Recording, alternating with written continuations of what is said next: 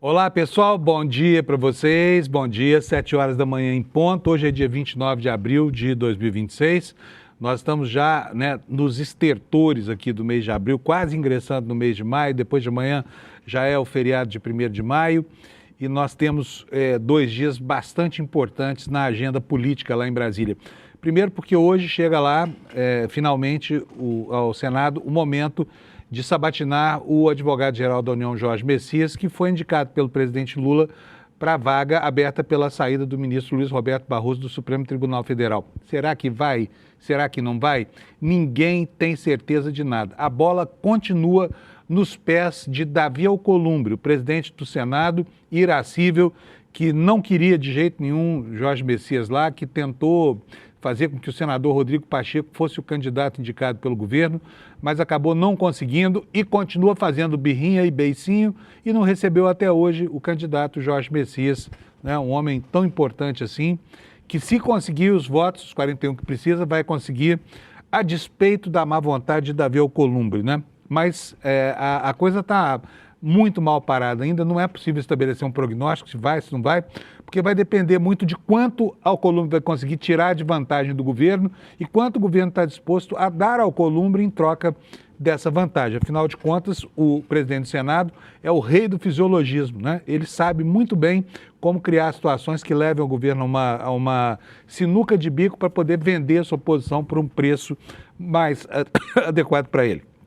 Então, hoje, quando a sessão começar lá na CCJ do Senado, pouca gente terá certeza sobre o resultado ainda, porque ele, a esta altura do campeonato, ainda é imprevisível. Mas tem muita gente em Brasília falando sobre um tal efeito manada, que na última hora vai dar tudo certo, que os senadores recalcitrantes não vão se meter com o futuro ministro do Supremo, não querem arranjar confusão com ele, porque provavelmente lá no futuro vão ter que se defrontar com ele na condição de julgador. Então tudo é uma grande e imprevisível surpresa, tá? E é sobre isso que nós vamos focar o nosso noticiário hoje, um dia extremamente importante. Daqui a pouco o Lula vai estar aqui com a gente para falar sobre os bastidores dessa negociação e para a gente tentar estabelecer um prognóstico sobre o que é que vai acontecer durante a tarde de hoje, tá bom? É isso aí, deixa eu chamar meu amigo Alex Amorim para falar sobre futebol com ele, porque hoje nós temos uma novidade no cenário esportivo. Você que tem a minha idade, talvez até um pouco menos, e eu tenho muita idade, tá? Eu tenho quase 65 anos, mas eu me lembro muito bem quando o Juventus era um clube que tinha lugar entre as torcidas nobres de São Paulo. Depois sumiu, O sumiço do Juventus está completando a maioridade agora, 18 anos. Mas eis que de repente surge a Fênix. Não é isso, Alex? Bom dia, meu amigo. Bom dia a todos, a nossa querida audiência. O pessoal aqui do estúdio hoje está maravilhoso, está todo mundo feliz que é quarta-feira. E estamos novamente aqui para noticiar. Porque é quarta com cara de quinta, né? Isso mesmo, tem um feriadinho em sexta-feira para a gente descansar um pouquinho. E estamos aqui novamente com a ótima notícia que você me informou, e ontem eu estava atento às redes sociais também, e eu adorei o nosso menino travesso, o Juventus da Moca, depois de 18 anos, se eu não me engano. A última vez que ele esteve ali na Série A do Campeonato Paulista foi em 2008, e ontem, após o empate contra o Votuporanguense, 0-0, na ida tinha ganhado de virada por 2-1, está novamente na Série A do Paulistão, Panunzio. Olha só que ressurgimento fantástico esse, hein? Sim. Será que sobrou alguém na torcida do Juventus? Pior, Panunzio, que ontem eu estava acompanhando as redes sociais, eu vi muito pessoal, muita torcida em prol do Juventus da Moca, muitos torcedores de outros times, alguns que torcem ali pro Palmeiras, São Paulo, Santos e Corinthians, estão felizes com a volta ali do Juventus para a Série A. E o Anderson, que estava aqui do meu lado aqui, ele falou que estava até pensando em achar um jogo, ele mesmo corintiano, pensando em prestigiar ali o time da Moca no próximo ano, que depois de tanto tempo está de volta. Quem é esse maluco? É o Anderson. Mas o Anderson já não é corintiano, tá desistindo, coisa parecendo eu aqui com o Lândia. Ele falou que só está pensando em ir para comer um canole, que é o melhor da região. Ah, tem um Canoli lá da colônia Isso. italiana, muito bem. Moca, né? Tá Isso bom. mesmo. Então, Juventus, bem-vindo de volta à vida, tá? Ficamos sabendo que você passou 18 anos na UTI aí, em estado de coma e agora reaparece aí o Juventus aí na Série A do campeonato, né, do Brasileiro ou do Paulista? Do Paulista 2027 estará de volta na Série A, Panúzio. E Muito tem bom. os outros dois times ali que estão na disputa, é o Ituano e o Ferroviária. Eles disputam a outra semifinal. Quem passar desse jogo estará também na Série A do Paulistão do próximo ano também, Panúzio. Bem-vindo, Juventus, então, bem-vindo todo mundo. Futebol é legal pra gente falar, principalmente para poder tirar um sarro do colega de trabalho, né? Que é do Isso outro mesmo. time, quando o outro time se ferra. Mas vamos lá, São Paulo se ferrando, como sempre, né? Tem uma tradição no futebol brasileiro. O que mais que aconteceu ontem, Alex? Perfeito. Como você falou de São Paulo, eu vou trocar aqui a ordem antes de já colocar aqui na tela. Teve 3 jogos ali da Sul-Americana. Vamos começar por esse. O São Paulo, Panúzio, não foi um péssimo resultado porque não estava com o time titular. Então o empate fora de casa foi bom pro São Paulo, 0-0 contra o Milionários. O Santos empatou 1-1 contra o São Lourenço e teve até uma jogada do Neymar com o Reiser e o Gabigol que fez um golaço de empate. O Neymar ali. jogou. Neymar jogou. Jogou a maioria do tempo ali contra o São Lourenço, fez a participação do gol ali também, fazendo uma troca de passes muito bonita. Então a gente tem que elogiar quando merece. Então ontem esse empate do Santos passou ali pelos pés do craque santista ali. E o nosso Rapaz do céu, olha só, é o 5º jogo que o Neymar joga em 6 partidas, tá indo bem. Sim. Você vê como é que a chegada de uma Copa do Mundo reabilita o cara, né? Praticamente um milagre de Lázaro aí.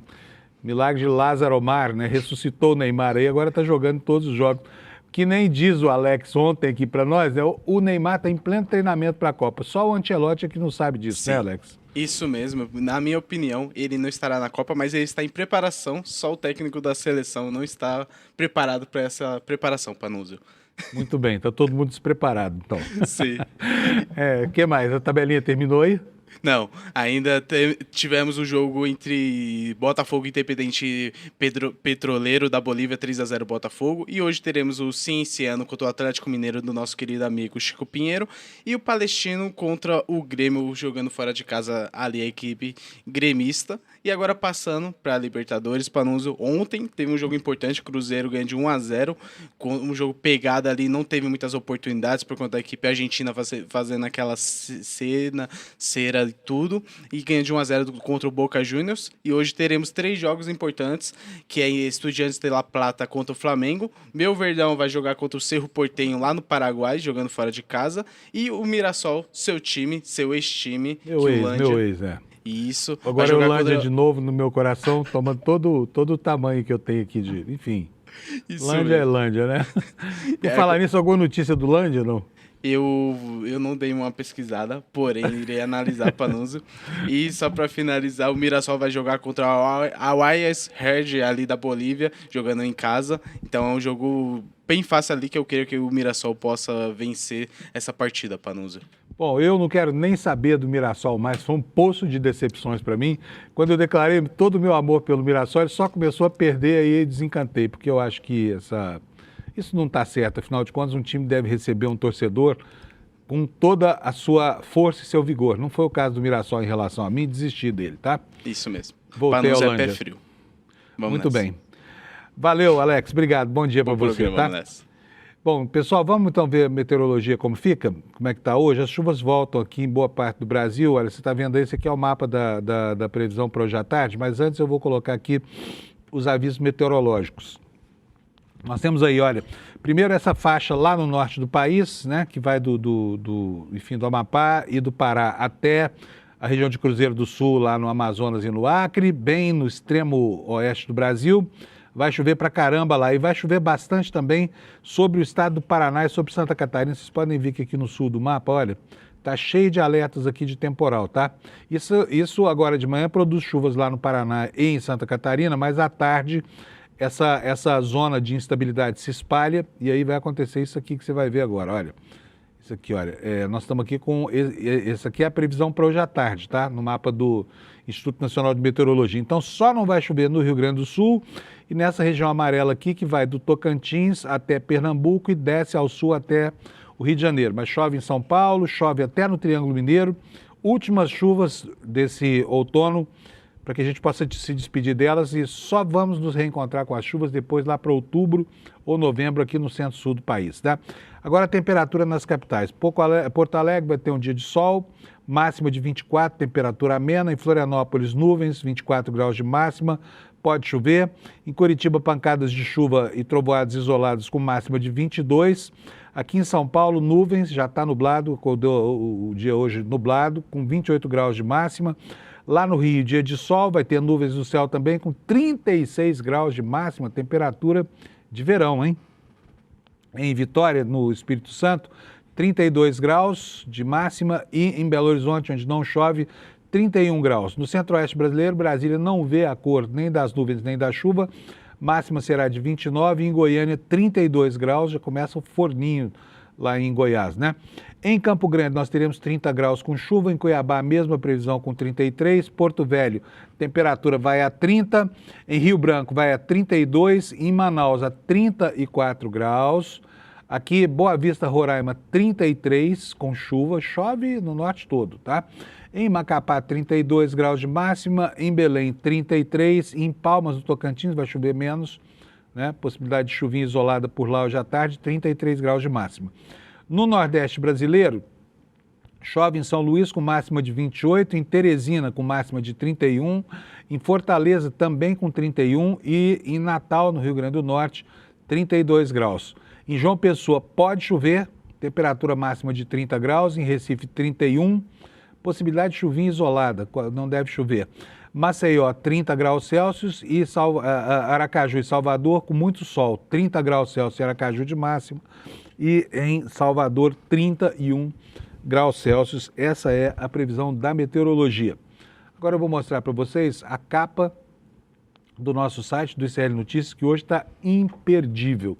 Não apenas por causa do noticiário factual, do noticiário que está na agenda, mas principalmente por causa da série de matérias que a equipe da Juliana Dalpiva tá fazendo sobre os arquivos do coronel Ciro Etchegoyen, que foi um dos verdugos da ditadura brasileira, um dos precursores das sessões de tortura, um dos criadores das casas da morte, e a reportagem de hoje traz uma revelação: 30 novos nomes para integrar o rol dos verdugos e dos torturadores a serviço da ditadura brasileira, tá? E a manchete principal está em cima da factualidade, né, do assunto do dia de hoje, que é exatamente a sabatina do Messias, e a manchete do Chico está muito boa. A hora da verdade, indicado de Lula, terá sabatina hoje, e ninguém é capaz de antever o que exatamente vai acontecer com o senhor Jorge Messias, né? Eu aposto, e aqui eu vou falar eu conversei com 3 ou 4 pessoas ontem lá em Brasília. Uma delas, por exemplo, não queria dizer de jeito nenhum o que vai acontecer na sessão de hoje, tá? Não queria antecipar como é que vai atuar. Mas o silêncio é sugestivo de uma adesão de última hora, né? E o que se espera dessa sessão é que o placar, tanto na CCJ quanto no plenário do Senado, seja um placar muito apertado.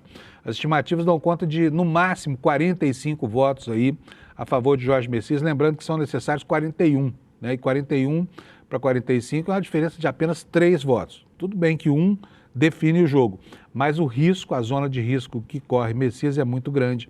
E daqui a pouco o Lula vai atualizar para a gente essa situação do que vai acontecer hoje lá no Congresso, tá bom? Por falar na matéria da Juliana Dalpiva, está aqui o destaque, bem no alto da nossa página. Relatório aponta 30 agentes da ditadura, traz novos nomes de infiltrados e fala também sobre a mudança de tática do Centro de Inteligência do Exército na captura do que eles chamavam de inimigos do regime, né? São jovens que eles matavam lá de baseada, porque eram jovens que estavam ali no combate à ditadura militar. E a reportagem de hoje vai contar como é que se instauraram esses serviços de militantes que foram capturados pela ditadura e forçados a trabalhar como informantes infiltrados, tá? Os cabos Anselmos, né, da nossa repressão. E a matéria é muito, muito importante, porque ela vai acrescentar mais 30 nomes a essa lista que eu chamo de lista dos verdugos da ditadura, tá? Os documentos, mais de 3.000 páginas de documentos guardados por esse coronel Ciro Etchegoyen, acabaram contando uma parte da história da ditadura brasileira que se não fosse ele ter surrupiado arquivos oficiais e guardado com ele até o fim da vida, depois entregue a uma fonte que repassou isso para a Juliana, a gente provavelmente jamais conheceria, tá bom? Com relação ao Banco Master, o Master esses dias está tranquilo no noticiário, as coisas arrefeceram um pouco, né? Mas as novidades continuam aparecendo. Agora, lá no Rio de Janeiro, a direção da SEDAI, né, que é a Companhia de Água lá do Rio de Janeiro, está em péssimos lençóis. Por quê? Porque se ficou sabendo que foi acertado lá um aporte, como conta aqui a nossa manchete, mesmo que as regras da estatal tivessem sido proibidas. Isso aqui é o poder de sedução de Daniel Vorcaro, que é algo impressionante, né? Como esse cara era sedutor, como ele levava a gente que não podia fazer certas coisas a fazer o que não podia. Enfim, olha só, hoje também começam, hoje e amanhã, né, o Congresso se debruça sobre os vetos presidenciais, e o principal veto é o veto do Lula ao projeto da dosimetria. E aqui nós temos uma matéria hoje contando como o Centrão e a direita vão ajudar a afrouxar a situação de criminosos perigosos, né, se o veto à dosimetria for derrubado. E lá no Congresso há uma tentativa de parte do centro de analisar o veto de maneira segmentada, ou seja, derrubar uma parte do veto e deixar manter outras partes do veto. Nós vamos ver como é que fica isso com Lula também daqui a pouco, tá bom? Aqui em São Paulo, a Justiça entra em campo para tentar mandar a Prefeitura de São Paulo explicar por que se calou sobre uma gravação feita pelo Brasil Paralelo numa creche em São Paulo, tá? E lá em Brasília, por falar desse pessoal da extrema-direita aí, o Silas Malafaia começa a caminhar para o purgatório institucional, né? Porque o Supremo formou maioria e ele agora é réu por injúria contra os generais que ele chamou de frouxo e apelidou de tantas outras coisas, né?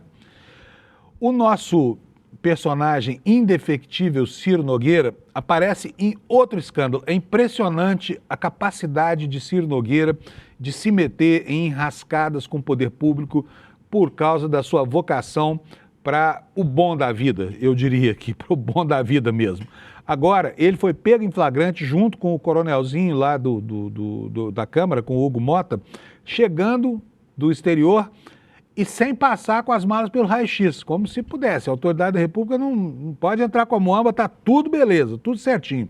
E a PF está investigando aí mais um desses esquemas. Gente, não tem nada que esse Ciro Nogueira faça que seja by the book, né? Que seja de acordo com as regras que ditam aqui o comportamento probo e decente de um homem público. Alô, pessoal do Piauí, presta atenção. Olha quem é que vocês mandam para Brasília, tá? Depois fica xingando político, dizendo assim, não, mas político é tudo ladrão, não sei. Mas vocês votam, mandam para Brasília, tipos como esses, né?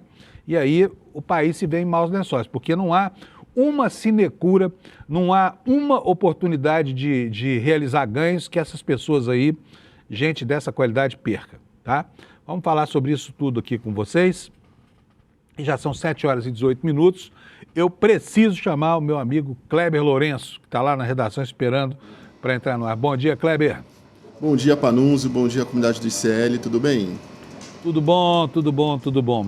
Kleber, vamos começar falando aqui pela Polícia de São Paulo, tá? Vamos começar falando da Polícia de São Paulo.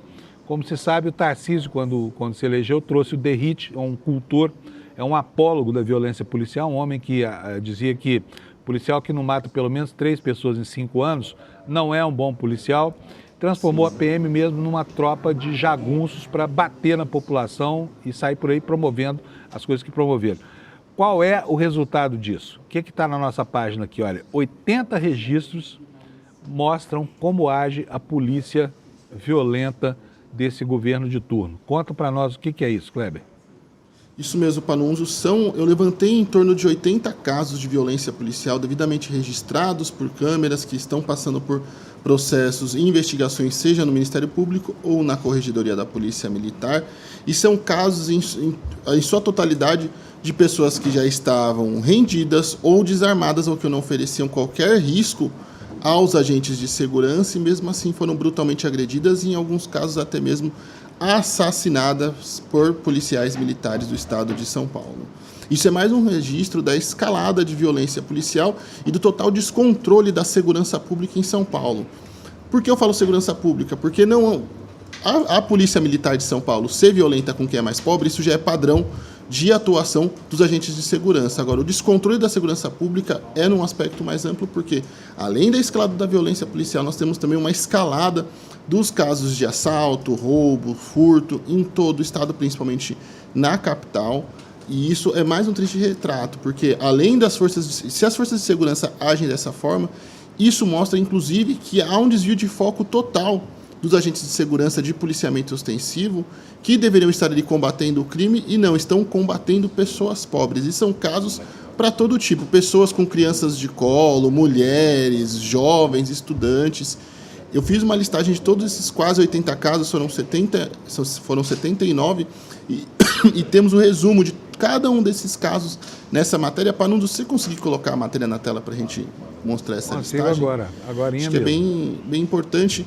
E o mais relevante disso tudo, até que cheguei a conversar com alguns especialistas em segurança pública que comentaram, mas isso é apenas uma fração da imensidão dos casos e atendimentos da Polícia Militar. Olha, Panunzio, se essa lista tivesse apenas 10 casos, já seria considerada muito. Não é para agentes de segurança, agentes do Estado, que deviam proteger e fornecer segurança para a população, agirem dessa forma. A gente tem casos extremamente brutais. Vamos descer um pouquinho, Panunzio, mais a tela com as listas. Nós temos casos ali, homem espancado no chão durante a abordagem, mulher com um bebê tenta impedir e também é agredida no meio da confusão. 5 policiais agridem jovem já rendido após baile funk. Ele não oferecia resistência, mesmo assim foi brutalmente agredido também por 5 policiais, ou seja, foi espancado por um grupo de agentes de segurança. 2 homens foram agredidos em dispersão de uma outra festa, também não ofereciam reação. Mulher baleada por policial aguarda cerca de 30 minutos por socorro e acaba morrendo, que é aquele caso que nós falamos também há 2 semanas sobre uma mulher que questionou uma viatura que reclamou de, numa via estreita, os policiais reclamaram que eles estavam andando na rua, próximos da rua. A mulher rebateu, questionou os policiais e acabou sendo assassinada por um agente de segurança também. Então, isso é uma coleção de casos, e mais uma vez, mesmo se essa lista tivesse 5 casos, 10 casos, já seria um verdadeiro descalabro. Em outros países também, basta a existência de um caso de violência policial para que o país seja totalmente mobilizado em torno disso. Então, isso mostra um retrato muito grave do que está acontecendo na segurança pública de São Paulo, onde ninguém está seguro, seja com os agentes de segurança do Estado de São Paulo, seja sem os agentes de segurança do Estado de São Paulo. Todos estão em perigo, Panunzio. Bom, só para vocês terem uma ideia da extensão desses relatos, vou mostrar para vocês aqui. Bota, por favor, minha página no ar, Alex. Olha só, olha os casos que o Kleber juntou aí. Olha quantos casos de violência, né, nos diversos anos do governo Tarcísio. Aí, olha, são 80 casos, né? Estão todos eles aqui, para que vocês vejam com seus próprios olhos como a Polícia de São Paulo se transformou numa espécie enfim, né, de polícia da violência mesmo, a serviço dessa direita asquerosa que acha que matar pobre vai resolver o problema da violência. Se resolvesse, o Brasil seria a Suíça, porque a polícia daqui mata há muito tempo, é a pior polícia do mundo em matéria de violência contra a população, desde sempre, né, Kleber? E a violência só faz crescer, sabe? Eu ouvi ontem uma expressão, num restaurante aqui em São Paulo, estava almoçando, o garçom chegou na mesa e falou para as pessoas assim, tem que matar bandido. O cara rouba celular e acha que vai ficar vivo. Aí o freguês do restaurante falou assim para ele, falou, meu amigo, se você pensa que matar bandido resolve o problema, saiba que é igual semear o banditismo. Cada bandido que morre, nasce uma árvore de outros bandidos e a polícia fica só enxugando gelo, né, com sangue no chão. Isso, Panunzio, acontece, eu gosto muito, na verdade eu não gosto não, eu lamento ter que bater, na verdade, muitas vezes nesse ponto, de que tudo isso acontece em grande parte com a anuência do próprio Ministério Público, que em vários casos abandonou a sua prerrogativa de controle da atividade externa policial, ou age em conluio com os agentes que são investigados, seja através das audiências de custódia, onde nos casos são relatados abusos e aí o Ministério Público acaba por anuir e consentir com aqueles abusos ou acaba por não oferecer denúncia, seja até mesmo pela completa inação mesmo de ter um caso e não oferecer denúncia, não encaminhar para a corregedoria ou tomar as devidas providências em relação ao ocorrido, Panunzio. Então, também temos essa peça importante que é o Ministério Público contribuindo, seja de forma direta ou indireta, para a escalada da violência policial. E um outro ponto importante, que também é sempre usado ali de falácia nesses casos, que é, mas se está insatisfeito, chame o Batman, ou qualquer coisa do tipo. Bem, nesse caso, algumas pessoas talvez estivessem mais seguras se de fato tivessem chamado o Batman. Talvez alguns crimes também não tivessem ocorrido nesse caso. E aqui é importante também pontuar que ninguém está pedindo o fim da polícia, ou que, enfim, qualquer tipo de coisa. Sim, que tenhamos uma política de segurança pública efetiva. Tudo isso que nós estamos vendo, esses 80 casos que aconteceram e outros 80 que vão acontecer, e sabemos que vão acontecer nos próximos meses, anos, semanas e afins, não contribuem em nada para a redução da sensação de insegurança da sociedade. As pessoas continuam com medo de pegarem seus celulares na rua, de saírem mais tarde, de irem para determinadas regiões. Isso em nada contribui para o combate à criminalidade. Chefões do crime continuam soltos, continuam ali atuando livremente, criminosos continuam atuando também nas ruas da cidade. É importante com essa denúncia e também com essas revelações e esse levantamento, mostrar que sim, há algo errado, extremamente errado na segurança pública, principalmente no estado de São Paulo, na gestão Tarcísio de Freitas, e que isso precisa ser discutido até mesmo para que a população fique mais segura e consiga ali ter qualidade de vida, consiga fazer seus trajetos ali com segurança, sem o medo de ser roubada, vítima de golpes, e consiga ali trabalhar tranquilamente, que é algo que não vem acontecendo. Muito bom. Antes de você continuar, deixa eu chamar aqui o pessoal para votar na nossa enquete. E eu queria também pedir os likes de vocês, porque os likes ajudam a nossa mensagem a perfundir mais pela internet. Então, se você está aí nos assistindo, dá um likezinho aí, não te custa nada e para nós é muito bom, tá? É uma espécie de remuneração pelo nosso trabalho que você está fazendo. É só clicar no likezinho aí, a gente agradece muito, tá? E tem uma enquete no ar rolando, para que você possa dizer o que acha sobre o que vai acontecer hoje, tá? Aqui, olha. Você acredita que Jorge Messias vai conseguir passar pelo Senado? Respostas possíveis. Sim, 84% aí. A galera tá otimista hoje, hein? Olha só, tô gostando de ver. Não, só 3% e depende do Alcolumbre, 13%. Quer dizer, as pessoas ainda já percebem o Alcolumbre como uma força dominada. Vamos ver, eu acho que vocês estão otimistas demais, hein, gente? Calma aí, porque, sabe, lá no Senado é muito difícil a gente estabelecer hoje um prognóstico sobre o que vai nas próximas horas. Vamos ver. Eu acho sempre que é um jogo de interesse, no fim das contas, os políticos pedem muito e o governo, quando importa para ele, paga muito também. Então, os 84% podem estar certos aí. Eu acredito que vai dar tudo certo. Mas tem uma grande chance de não dar ainda, portanto, o clima de suspense vai até a hora final. Bom, próximo assunto, Kleber. Vamos lá. Por falar em Messias, né? O próximo desafio do Lula vai ser enfrentar, depois do Messias, a questão dos vetos, entre eles o veto à dosimetria, né? O que vai acontecer se o governo não conseguir impedir o veto ao projeto da dosimetria? Olha, Panunzio, segundo até, a gente comentou isso algumas 2 semanas atrás, tem um levantamento ali da base governista sobre os impactos da queda do veto à dosimetria, e isso inclui, inclusive, o benefício para criminosos violentos, agressores sexuais e afins, caso esse veto seja derrubado e a dosimetria seja implementada. Inclusive, isso voltou a ser discurso de muitos membros do governo. Eu conversei, inclusive, com o líder da bancada petista na Câmara dos Deputados, o Pedro Czai, que também reforçou essa questão muito importante de que o PL da dosimetria não vai só beneficiar os criminosos do 8 de janeiro que tentaram dar um golpe de Estado no país, mas todo tipo e sorte de criminosos vão ser beneficiados por isso. E essa questão da dosimetria acaba afetando, inclusive, debates importantes dentro do governo também e dentro da política nacional, como, por exemplo, como está na notícia na tela, o governo aguarda ali a votação do Jorge Messias no Senado para que possa discutir ações referentes à eventual derrubada. Já é dado como certo no Congresso Nacional que esse veto do presidente Lula será derrubado, mas tanto parlamentares do próprio PT quanto parlamentares da base governista como um todo evitam falar sobre medidas judiciais, acionamento do STF, medidas ali, entrar com medidas, questionar a constitucionalidade da queda do veto e do PL da dosimetria, porque eles temem que, caso eles já anunciem e fechem questão sobre isso, esse tema acabe atrapalhando a aprovação de Jorge Messias, que inclusive teve o apoio até mesmo do próprio André Mendonça, o ministro do STF indicado por Jair Messias Bolsonaro, e que fez ali todo um trabalho de aproximação de Messias, que também é evangélico, com a bancada evangélica. Jorge Messias contou com o apoio de muitos pastores também em relação à sua indicação para o STF. Então, ele vive ali um momento onde ele depende de parte de setores da extrema-direita e até mesmo mais conservadores para essa aprovação da sua sabatina e também da votação no plenário do Senado. E por isso o governo também aguarda que toda essa questão do Messias seja encerrada para que eles possam definir e discutir as questões do que eles farão com o PL da dosimetria e a queda do veto.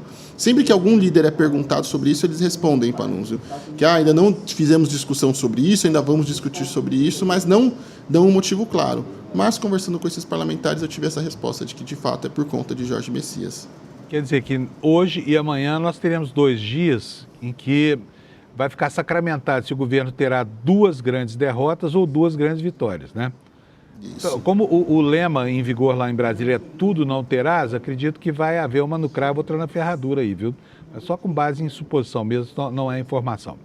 Bom, vamos lá. O Kleber Lourenço, gente, tem se batido aqui nos últimos dias sobre os privilégios que as Forças Armadas têm tentado conceder aos apenados do 8 de janeiro de alta patente, né? Estão num esforço lá. Já deram tarefas lá repetidas para contar 2 vezes e aí a remissão da pena ser dobrada para o Garnier, mas o Supremo Tribunal Federal não gostou, né? E mandou a Marinha explicar exatamente quais são as tarefas dadas ao ex-comandante da arma para remissão da pena dele. Kleber, que história é essa? Isso, antes de chegar nessa história, Panzo, eu queria trazer uma outra confusão bem interessante que envolve a família do Bolsonaro. E aí a gente já passa para esse assunto da Marinha, mas é porque isso é bem interessante porque nas últimas semanas surgiram vários boatos de que o Flávio Bolsonaro, caso fosse eleito, escalaria tanto os irmãos Carlos quanto Eduardo para ministérios, seja ali para a SECOM, seja para Itamaraty e afins. E isso tomou parte de setores da imprensa que começaram a repercutir isso. E aí eu fui questionar a equipe de pré-campanha do senador Flávio Bolsonaro sobre essas especulações e eles mandaram uma nota e foram muito claros negando qualquer tipo de articulação nesse sentido ou possibilidade. E aí eu até fui mais enfático, olha, então não há chance dos irmãos de Flávio Bolsonaro terem cargos no governo. E aí a assessoria com quem eu conversei disse nenhuma.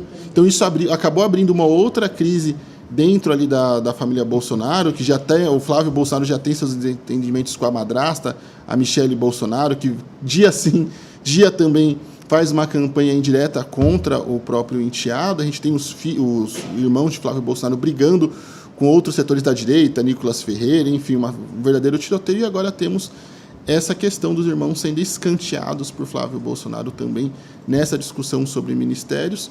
E conversando com membros do PL sobre esse tema, eles chegaram a me confidenciar de que essas informações sobre os irmãos serem ministros acabou vindo dos próprios irmãos. Eles acusam os irmãos de plantarem essas informações na imprensa para cravarem ali possibilidades de cargos e que isso aumenta mais a confusão. E eles reclamam bastante porque isso passa a impressão de que o Flávio Bolsonaro vai ser sim refém da família Bolsonaro como um todo, apesar de ele querer se colocar como um Bolsonaro moderado, alguém diferente, distante, não, e isso inclusive, segundo eles, dá linha para que o governo, para que o PT lance questionamento sobre, por exemplo, imagina caso Flávio Bolsonaro seja eleito, vai ser essa bagunça, vai ser sempre os irmãos, pai, madrasta, seja lá quem for, influenciando no governo de forma negativa, criando tumulto.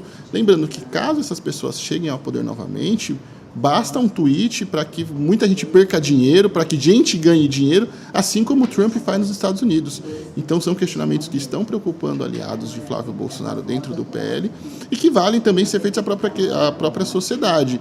Caso Flávio Bolsonaro seja eleito, ele ficaria então refém das confusões da família e teremos mais um governo caótico, sem previsibilidade, criando dificuldades para toda a sociedade brasileira? Pois é, família que promove o caos unida permanece desunida, né? Agora, ali é ruim, porque qualquer manifestação deles dá problema. Eles estão tão divididos, né, Kleber? Porque quando, assim, o Flávio nega que vai contratar os irmãos ficam condoídos porque estão achando que estão sendo tirados do jogo político pelo próprio irmão mais velho, né? É um ninho de cobras aqui na família.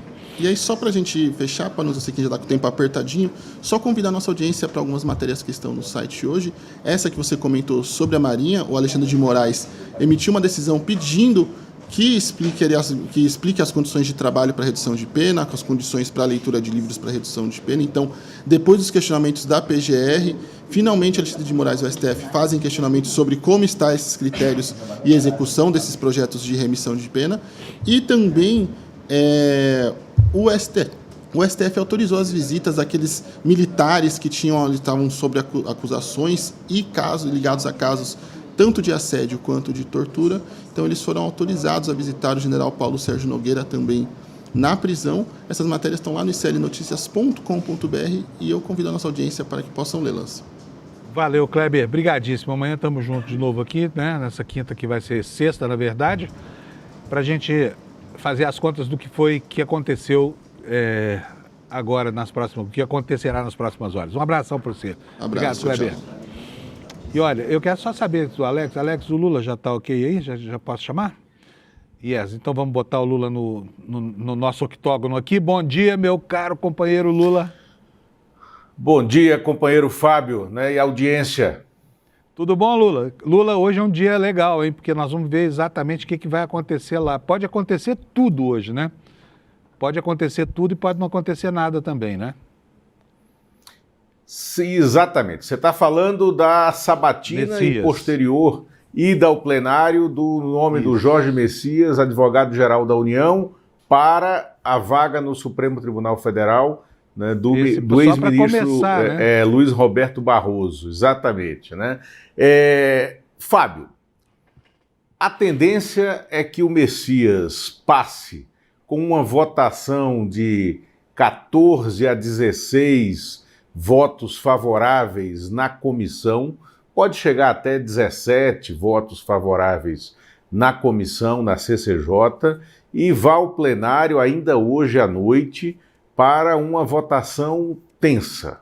Né? A sabatina vai ser longa, a oposição vai abrir questionamento ao Jorge Messias num tema em que a tendência dele é ser favorável, né, às teses da extrema-direita, que é a questão do aborto, que por doutrina, né, ele é contra o aborto.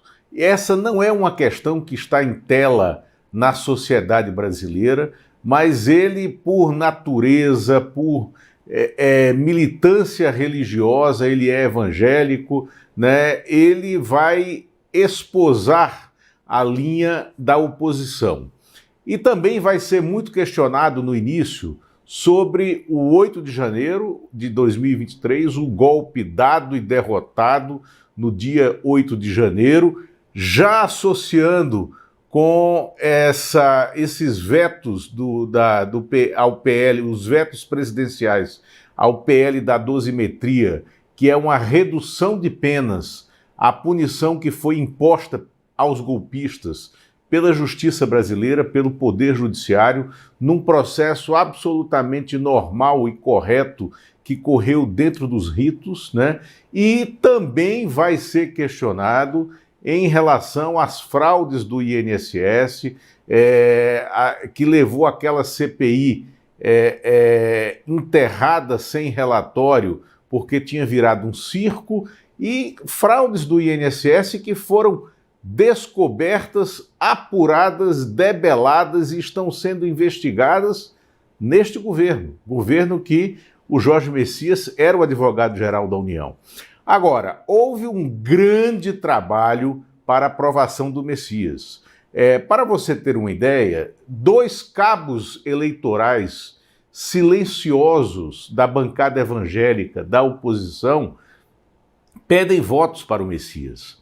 A Damares Alves e o o senador Davi Alcolumbre, presidente do Senado. O Davi Alcolumbre não vem a público pedir a aprovação do Messias, não está trabalhando por isso abertamente, mas nos bastidores ele quer sim a aprovação do Jorge Messias, até porque o Messias no Supremo ele vai se integrar a um grupo de ministros do Supremo que vê de forma um pouco crítica o ministro Flávio Dino.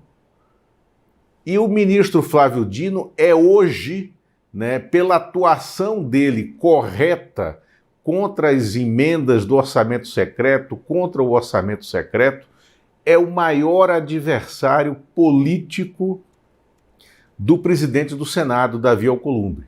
Então, interessa ao Davi Alcolumbre ter no Supremo alguém que polarize contrariamente a Flávio Dino.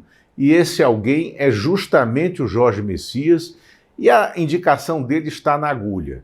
Agora, no plenário, a situação é um pouco diferente dessa da CCJ. Ele precisa de 41 votos, né? Maioria qualificada, né? 50% mais um do número de senadores.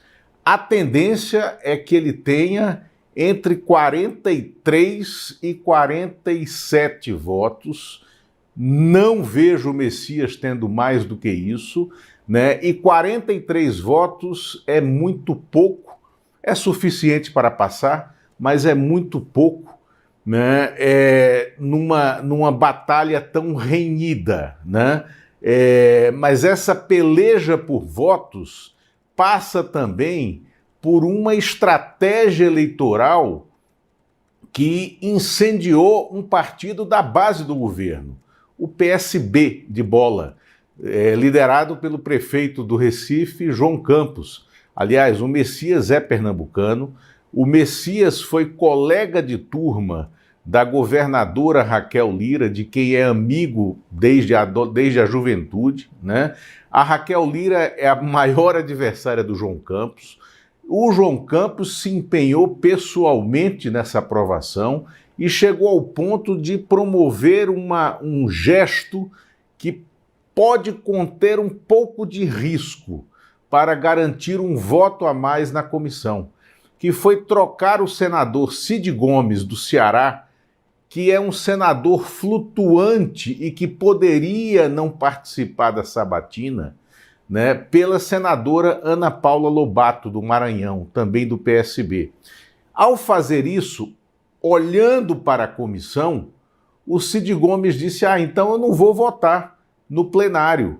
E disse que não estará presente no plenário, aonde ele seria mais um voto certo para a aprovação do Jorge Messias. Então, o PSB trabalhou por um voto na comissão e pode perder um voto no plenário. Ou seja, foi uma jogada estúpida. Você ganha, exatamente, ganha onde não precisa e perde onde precisa.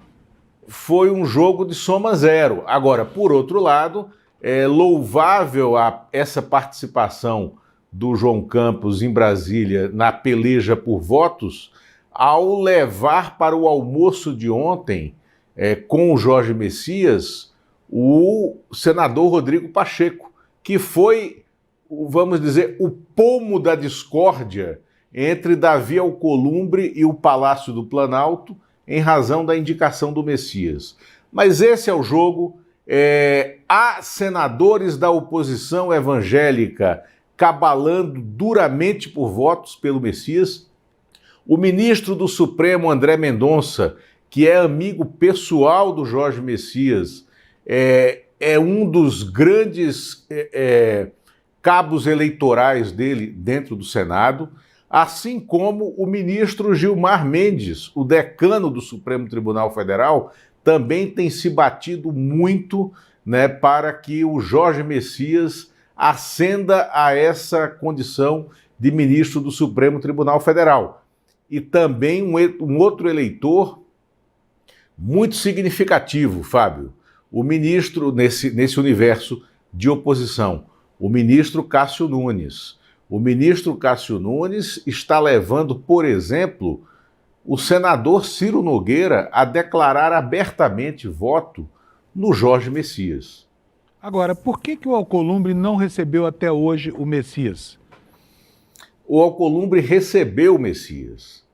O Alcolumbre conversou com o Messias pessoalmente na semana passada, numa conversa reservada que acabou vazando esta semana, né? E isso é a forma de o Alcolumbre trabalhar. Por isso que eu falei que ele está trabalhando por baixo dos panos aqui em Brasília. Ele não quer se expor, porque ele teria que prestar contas ao eleitorado dele no Supremo, no Senado, se ele estivesse se expondo pelo trabalho. Mas por baixo do pano ele está trabalhando sim pelo Messias, porque ele tem interesse pessoal na chegada do Messias ao Supremo, para que ele comece a antagonizar em alguns aspectos com o próprio ministro Flávio Dino. Entendi. Muito bom. Quer dizer que está tudo favorável, o cenário muito mais favorável na sua visão do que eu pude perceber pela minha aqui. Eu achava que o placar hoje lá no plenário do Senado ia ser muito apertado, viu, Lula? Ontem eu falei com 3 pessoas. Não, no plenário eu estou falando 43, é a minha estimativa. 43. É muito pouco, né? 43, ele precisa de 41. Se ele tiver 40 votos, ele não passa. O prognóstico que eu vi ontem foi no máximo 45, quer dizer, está no limite ali entre ir ou não ir, né?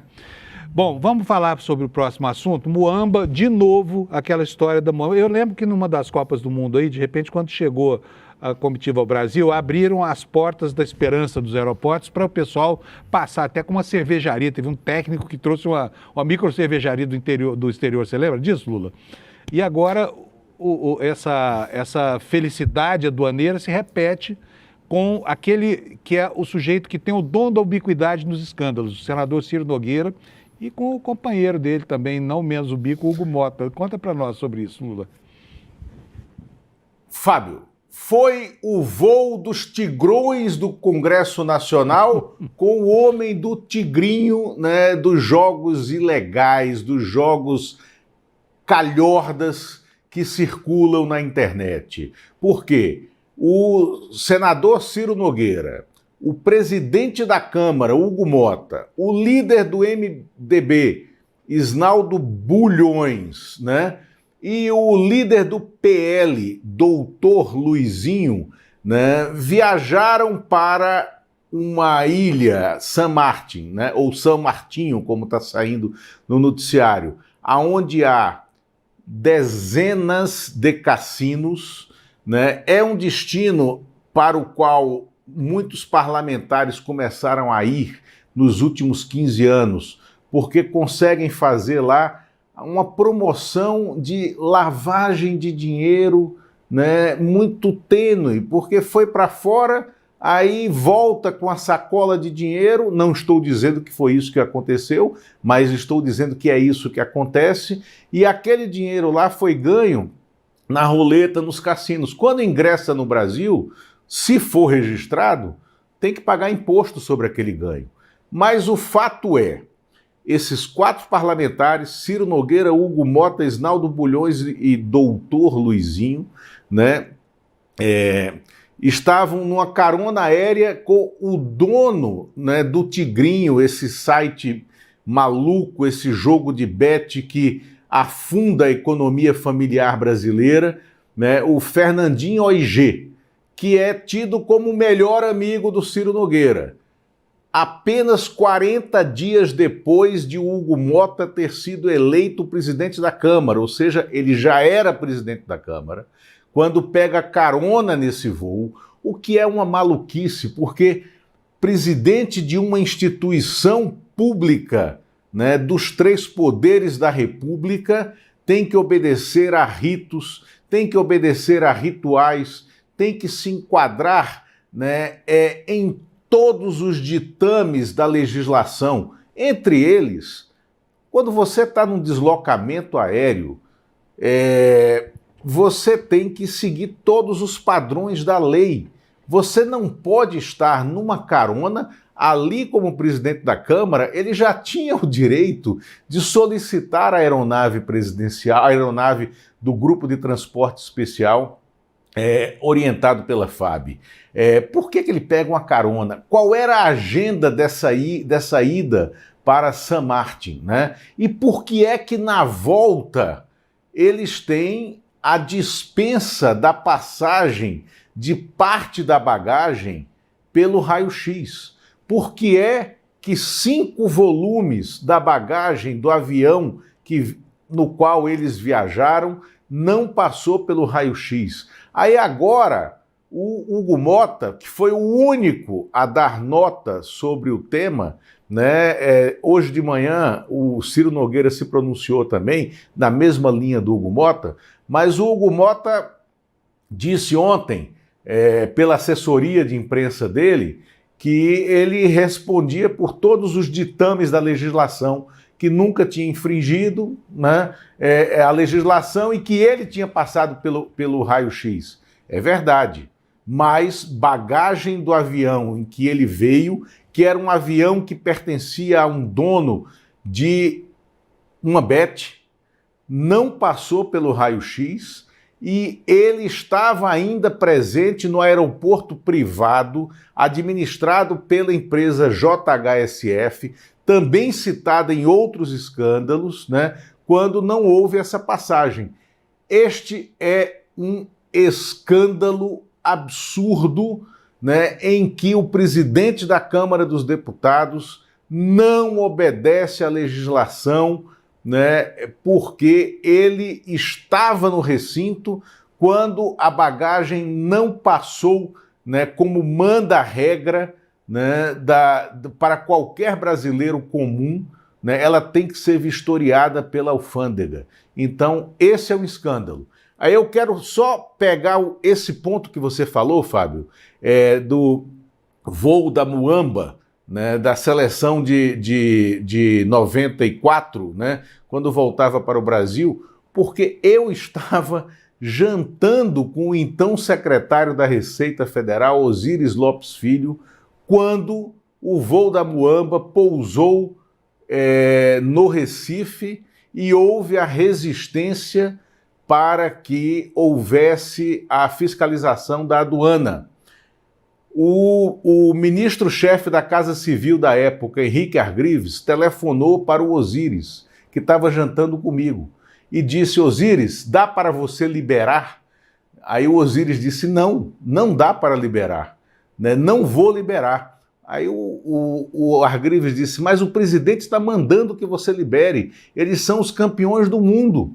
Aí o Osíris disse: olha, Argrives, eu estou indo para aí, e foi mesmo, e vou apresentar a minha demissão, porque se esse voo não passar pela aduana, vai ser um grande escândalo. E foi o que aconteceu. O Osíris Lopes Filho, secretário da Receita Federal, pediu demissão naquele momento, insistindo para que a lei fosse cumprida. Agora o caso se repete, é exatamente igual. Ainda bem que nós temos aqui o testemunho de quem fez a história. No caso do Lula, jantando com o Osíris naquele dia. Não sabia dessa não, Lula. Mas não havia companheiro de mesa melhor, comensal melhor do que esse naquele momento. Agora, eu vou te falar uma coisa, é um absurdo, porque é uma sucessão de escândalos. Olha, presidente da Câmara, presidente de partido, pegar carona em jatinho já é uma aberração. Carona em jatinho de dono de cassino, que é esse Fernandinho OIG, é mais grave ainda. Terceiro, um programa completamente fora da agenda. E o quarto, quando volta, esses caras que se arrogam senhores do país, não cumprem a lei, não passam pelo raio-x, passam a bagagem lá com a muamba toda, sem que se saiba o que foi que eles trouxeram de lá. Se trouxeram dinheiro, se trouxeram produtos eletrônicos, se trouxeram joias, o que trouxeram nessa bagagem que ganhou essa imunidade, né? É impressionante isso, viu, Lula? Ou se trouxeram ganhos de cassino, né? Exatamente. A delinquência endógena dessa gente, sabe? É uma coisa impressionante, cara. Se tem um jeito de fazer errado, façamos tudo errado. É o caminho dessa gente aí, dessa estirpe aí, Ciro Nogueira, Hugo Mota e Companhia Limitada, mas carona em jatinho de dono de cassino, Hugo Mota, pelo amor de Deus, filho, sabe? Honre as calças que você veste, é brincadeira isso, cara. Fala sério, Lula.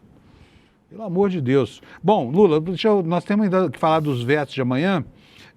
O veto da dosimetria está aí na ordem do dia. O que será que vai acontecer? Essa história de vetos parciais pode acontecer? É legal isso? Aprovar uma parte do veto e rejeitar a outra? Como os vetos serão apreciados depois da sessão que vai apreciar a indicação do Jorge Messias, eu acho, como você, que vai ser um empate, quer dizer, o Senado vai entregar uma coisa ao governo, a nomeação do Jorge Messias, e vai dar uma derrota ao governo, que é a questão dos vetos. Mas tem o problema do quórum, tá? A sessão vai ser amanhã, véspera de feriado. O presidente do Senado pode não aceitar a presença virtual, ou seja, obrigar a presença para ser redundante, a presença presencial, né, no plenário. Se fizer isso, o quórum não será atingido, te dou certeza que não será, mas eu acho que ele vai aceitar a presença virtual e eu acho a tendência que os vetos sejam derrubados e há essa jabuticaba que a oposição está criando. Por quê? Porque se o projeto, ele, na sua integralidade, como ele foi vetado pelo presidente Lula, ele leva a uma redução de penas de criminosos, de facções criminosas, né? E aí agora a oposição está querendo seccionar esse veto e retirar parte das facções para ficar bem com o público dela, né? Só que se eles fizerem isso, eles abrem uma janela para o questionamento no Supremo da legalidade mesmo da votação. E aí, se a votação for declarada ilegal por essa jabuticaba da oposição, ela cai como um todo e ficam os vetos. Ou seja, não pode. A estratégia que está sendo pensada hoje para resolver essa, digamos assim, essa adequação de perfil ideológico, né? Bom, Lula, acabou o nosso tempo. Amigão, um abraço para você. A gente se vê aqui na terça-feira. Eu só queria, na despedida de você, ressaltar a paixão dessa gente por aviões, tá? Aviões, anota isso aí, aviões. Exatamente, anota isso aí e teremos uma nota na revista Liberta, na reserva exclusiva sobre isso. Não, estou só chamando o tema, né? A nuvem sobre o tema. Aviões. Vamos lá. Abração, Lula. Tchau, até sexta. Tchau. Ah, não, até segunda. Até segunda. Até segunda. Abração para você. Abraço, tchau.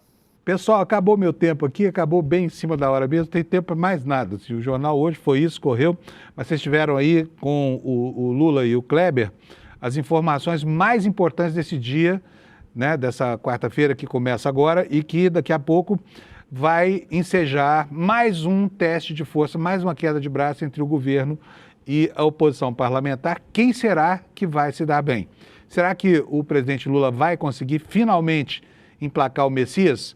Anote o que o Lula falou, tá?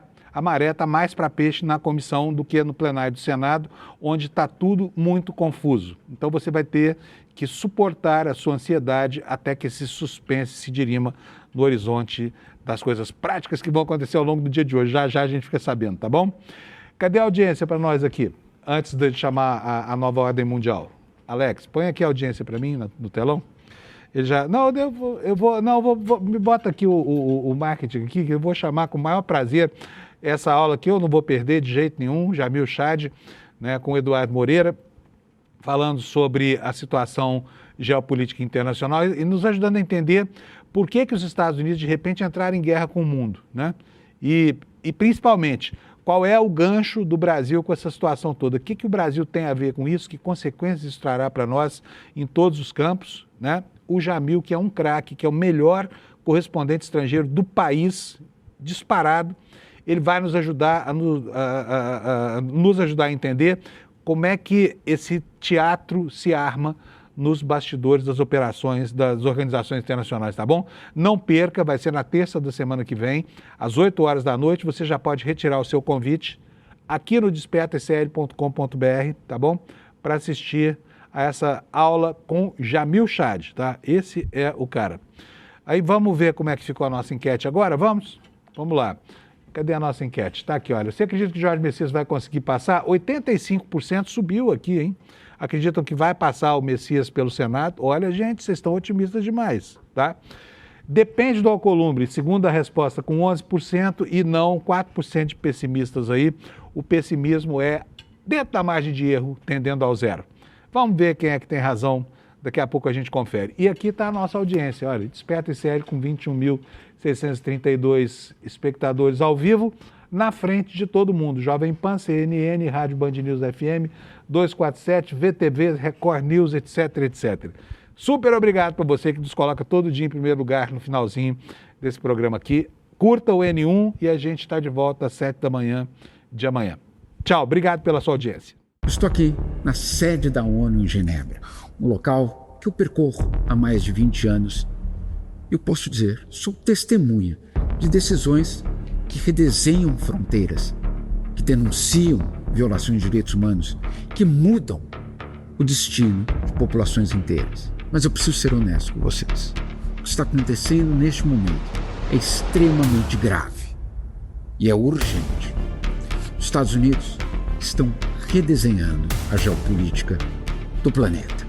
Nós estamos vendo no Irã, na Venezuela, em Cuba e em tantos outros lugares no mundo. E a verdade é que o Brasil também está no centro desse tabuleiro. A questão é que quando nós lemos as notícias, nem sempre fica claro o que está por trás de uma decisão.